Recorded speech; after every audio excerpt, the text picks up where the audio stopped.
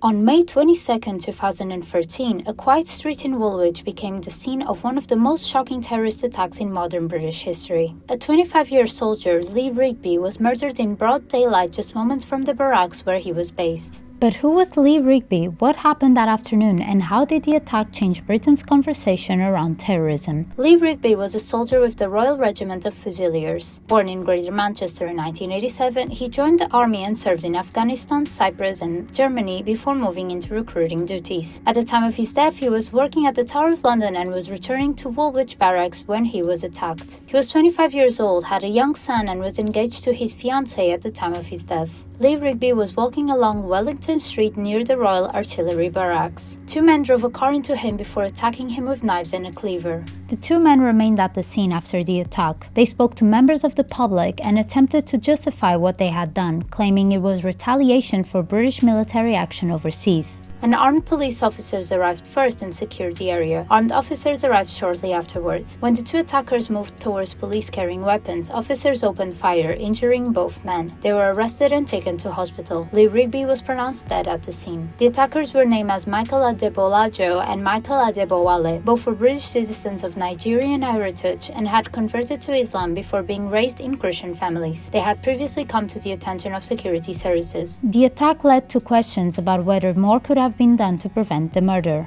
The trial took place at the Old Bailey later in 2013. Both men denied murdering Rigby but were found guilty in December 2013. In February the next year, they were sentenced to life imprisonment. Michael Adebolajo received a whole life order, meaning he will never be released. Michael Adebowale was given a minimum term of 45 years before he can be considered for parole. The murder led to a huge response across the country. Thousands attended Rigby's military funeral, and donations poured into charities he supported. The government launched reviews into extremism and counter-terrorism, while Parliament later examined whether the attack could have been prevented. More than a decade later, Rigby's murder remains one of the most significant terrorist attacks in recent British history. A memorial near the site of his death continues to remember the soldier whose killing changed the conversation around terrorism, security, and community relations in the UK.